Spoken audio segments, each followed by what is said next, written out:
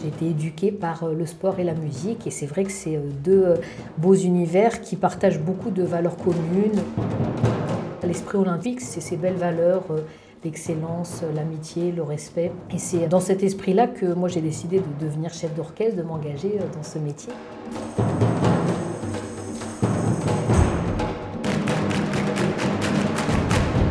L'Esprit olympique, un podcast de l'orchestre Divertimento.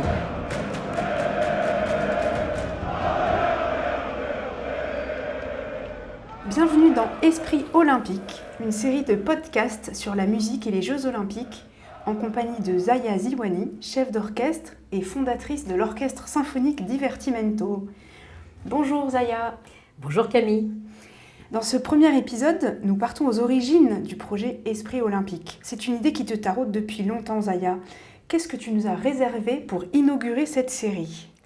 Alors aujourd'hui, nous allons découvrir comment l'orchestre symphonique Divertimento a été précurseur de la rencontre entre la musique et le sport, bien avant la perspective des Jeux olympiques 2024. Et puis je vous apprendrai aussi ce qu'est une commande musicale et pourquoi l'orchestre passe des commandes à des compositeurs d'aujourd'hui. Eh bien, pour commencer, Zaya, tu nous as préparé un blind test spécial JO.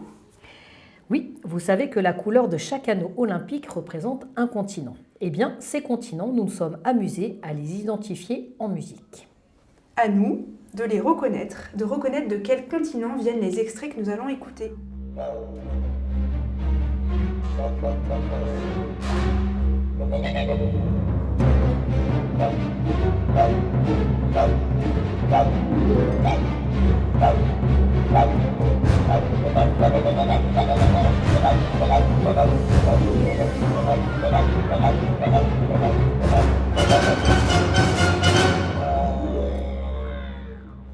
Alors, on vient d'écouter un instrument soliste et l'orchestre qui petit à petit se développe et se déchaîne progressivement et on reconnaît en effet la forme du concerto.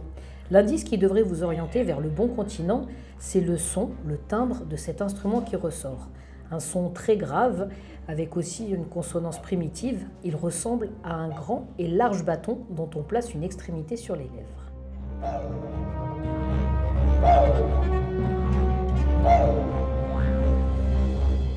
Passons au deuxième extrait, au deuxième continent.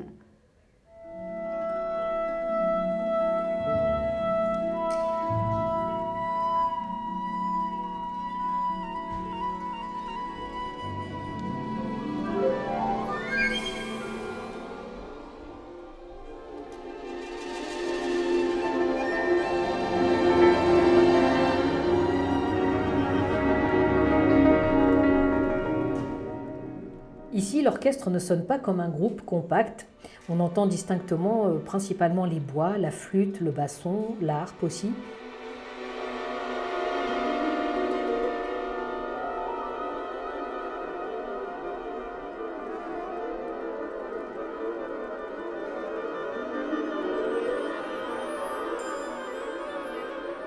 L'ambiance est calme et légère, comme si le compositeur partageait sa méditation devant un lever de soleil.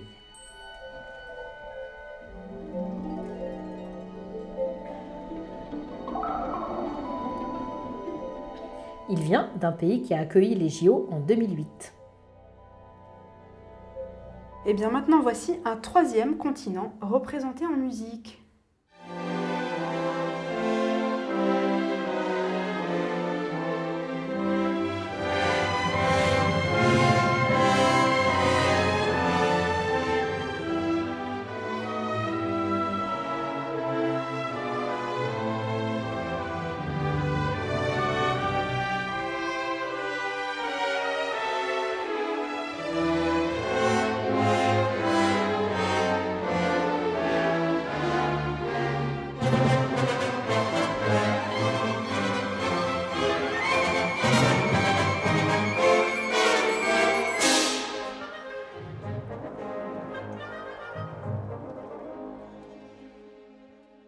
Zaya, je dirais que ce que nous venons d'entendre, c'était l'Europe, avec cette envolée des cordes, cet esprit festif avec les cuivres. Et puis alors le tout premier extrait, je pense que c'était l'Australie.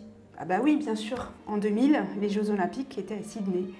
Et donc le deuxième, Peut-être l'Asie. Et oui, c'est un sans faute, Camille. Ah bah quand même, tu nous as bien aidés, hein. Alors, moi, ce que j'ai envie de savoir, c'est exactement qu'est-ce que nous avons écouté. Alors, le premier extrait, c'est Wind, le deuxième mouvement du concerto pour didgeridoo et orchestre de Sean O'Boyle. Alors, en effet, l'instrument qu'on a entendu tout à l'heure, c'est un didgeridoo.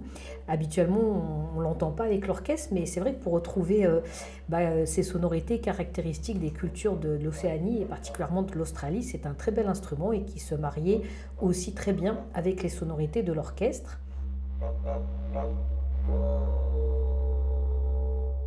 Nous avons ensuite écouté Wuxing de Qi Gangchen, un compositeur chinois, qui a utilisé également les instruments de l'orchestre pour retrouver des sonorités également des cultures de l'Asie et également en faisant référence aux éléments qui ont une place importante dans la culture chinoise.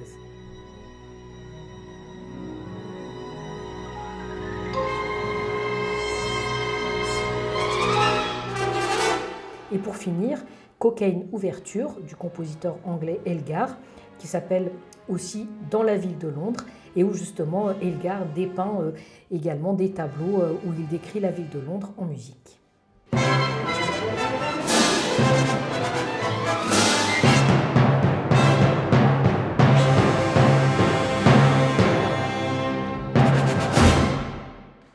Ah oui, donc Edward Elgar, ce compositeur britannique qui a marqué l'histoire de la musique anglaise au début du XXe siècle, forcément pour les Jeux de Londres de 2012. Mais qui interprétait ces morceaux? Eh bien, c'est nous, les musiciens de l'Orchestre Symphonique Divertimento. Nous avons pu entendre également Raphaël Didjaman au didgeridoo. Et en effet, cet enregistrement a été réalisé lors d'un concert à la Cité de la Musique à Paris en 2012.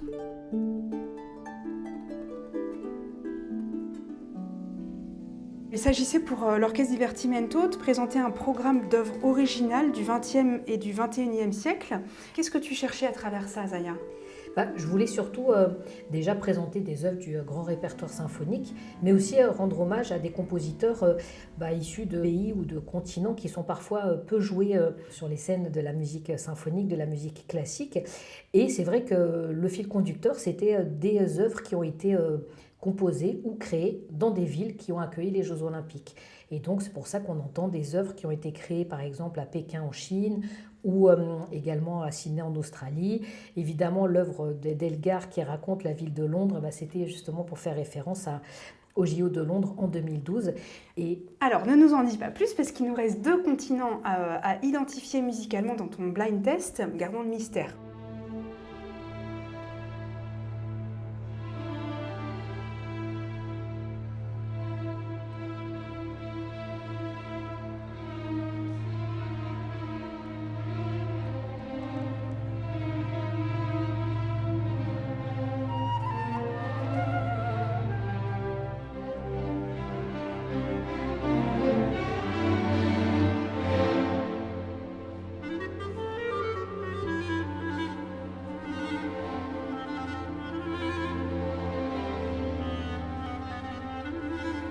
On vient d'entendre un bel extrait où la flûte, la clarinette également, on les entend sous une forme assez inattendue avec justement ce sentiment d'improvisation et dans un mode aussi qui est assez singulier et qu'on n'entend pas souvent dans l'orchestre symphonique. Et qui nous oriente quand même vers une certaine région du monde, je crois.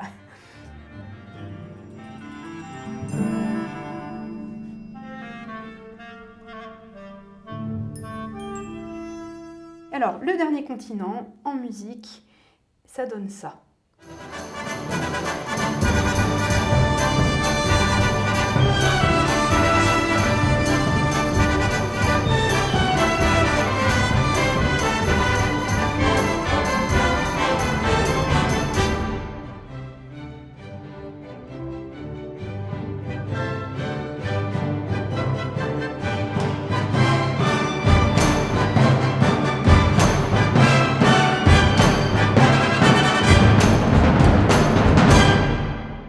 Là, j'ai ma petite idée là-dessus, mais je préfère te laisser révéler le résultat. Celui que vous venez d'écouter venait d'Amérique du Sud, avec Conga del Fuego Nuevo, d'un compositeur mexicain, Arturo Márquez. Ah bien sûr, Mexico, qui accueillait les Jeux Olympiques en 1968. Alors cette pièce de Márquez a été composée en 2001, Et conga, c'est à la fois le nom de l'instrument typique d'Amérique latine, un grand tambour très long, mais c'est aussi le nom d'une danse. Et dans cette musique, on a bien senti ce croisement entre les danses traditionnelles de Cuba ou du Mexique et puis une écriture pour orchestre. Et alors, qu'est-ce que c'était l'autre œuvre, la précédente ? Alors la précédente œuvre, il s'agissait de Afri, Rhapsodie africaine, composée par Salim Dada. C'est un compositeur et un musicologue que nous connaissons bien avec l'Orchestre Divertimento, puisqu'il est en résidence au sein de notre orchestre et que régulièrement nous lui faisons des commandes pour qu'il nous écrive des œuvres spécialement pour nous. Donc c'est ça qu'on appelle une commande à un compositeur, c'est de lui demander d'écrire une partition sur mesure. Oui, alors sur mesure en effet pour l'effectif de l'orchestre ou aussi en fonction d'une thématique ou d'une idée qu'on a envie justement de développer, de décliner. Et il est vrai que l'Afrique est un continent qui se développe beaucoup mais qui n'a pas encore eu l'occasion d'accueillir les Jeux Olympiques et où on a peu de répertoire symphonique. Et moi je trouvais intéressant au travers de ce beau projet Une année olympique de lui demander justement d'écrire une œuvre symphonique qui permette d'utiliser tous les registres de l'orchestre, tous les timbres, tous les instruments, et en même temps de nous permettre de découvrir ce grand continent avec toutes ces belles cultures musicales. Et en effet, c'est une rhapsodie puisqu'il y a beaucoup d'éléments qui se superposent avec justement des références aux musiques d'Afrique du Nord, aux cultures également des Pygmées et d'autres coins de l'Afrique. Et nous avions également eu l'occasion d'accueillir un instrument très particulier qui s'appelle le sabar, qui est un instrument sénégalais.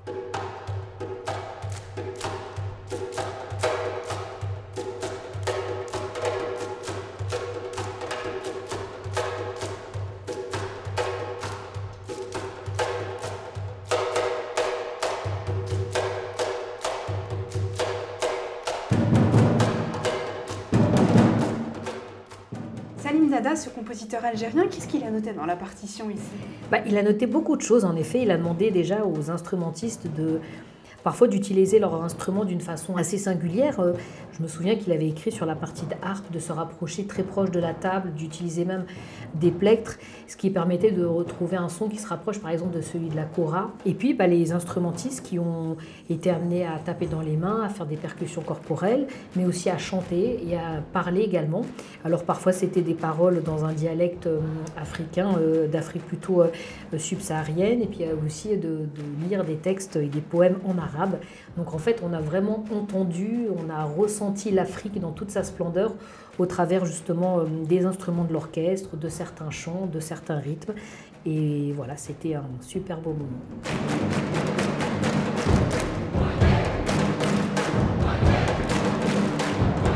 Zaya, je voudrais qu'on revienne maintenant à ce grand événement des JO 2024 auquel la France se prépare. Dès 2012, dans le cadre de l'année olympique, tu engageais ton orchestre, l'Orchestre Divertimento, dans ce programme musical précurseur et multiculturel. Et maintenant, tu inities, en vue des JO 2024, de nombreuses actions qui unissent le sport et la musique. Moi, je voudrais savoir d'où vient ton intérêt pour cet esprit olympique. Déjà parce que je suis une passionnée de musique et aussi une passionnée de sport. J'ai été éduquée par le sport et la musique et c'est vrai que c'est deux beaux univers qui partagent beaucoup de valeurs communes, beaucoup d'engagement, de sacrifices, de travail pour arriver justement à se faire plaisir, à progresser. Les Jeux Olympiques, c'est aussi un moment où toute la planète se réunit et pendant 15 jours, il y a des athlètes qui viennent de partout dans le monde. Et je trouvais intéressant justement qu'en musique, pendant très longtemps, on a eu beaucoup l'occasion de plutôt valoriser des compositeurs d'Europe, montrer que quelque part l'orchestre symphonique maintenant c'est aussi une culture mondiale, on en a dans tous les continents. L'esprit olympique, c'est ces belles valeurs, l'excellence, l'amitié, le respect. Et c'est dans cet esprit-là que moi j'ai décidé de devenir chef d'orchestre, de m'engager dans ce métier.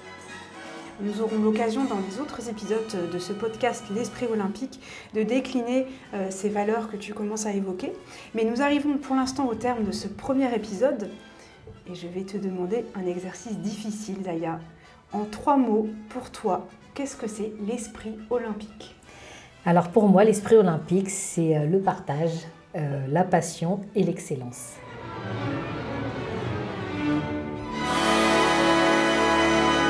Zaya, merci de nous avoir raconté ce concert des 5 continents. Merci à ceux qui nous ont suivis jusqu'au bout. Je vous donne rendez-vous pour notre second épisode du podcast L'Esprit Olympique dans un mois. Au revoir Zaya. Au revoir Camille.